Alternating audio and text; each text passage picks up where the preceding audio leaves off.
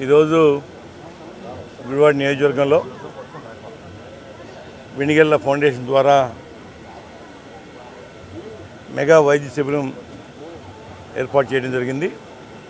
దీన్ని అందరూ కూడా నియోజకవర్గంలో ఉన్న ప్రజలందరూ కూడా సద్వినియోగం చేసుకోవాలని చెప్పి నేను మనస్ఫూర్తిగా కోరుకుంటున్నాం. 14 మంది నిపుణులు ఈ రోజున సర్వీసెస్ మీకు చేస్తారని చెప్పడం జరిగింది. దానివల్ల అనేక మంది ప్రజలు ఇక్కడికి వచ్చి టెస్టులు కానీ డాక్టర్ సలహాలు సంప్రదింపులు అదేవిధంగా మందుల పంపిణీ కూడా కొనసాగుతుంది.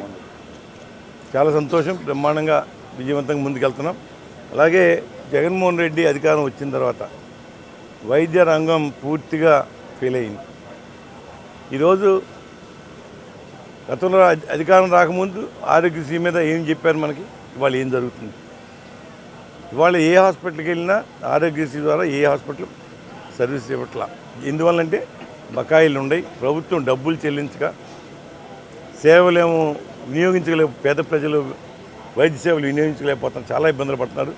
అది దృష్టిలో పెట్టినే వెనిగళ్ల రాము గారు ఈ యొక్క కార్యక్రమం మొన్న గుడ్లలో పెట్టాం, నందివాడలో పెట్టాం, ఈరోజు టౌన్లో పెడుతున్నాం.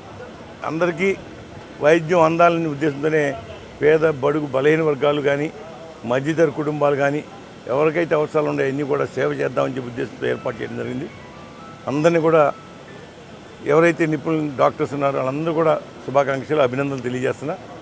ఎందుకంటే ఇది మంచి కార్యక్రమం, ఇది నిరంతరం కొనసాగుతూనే ఉంటుంది.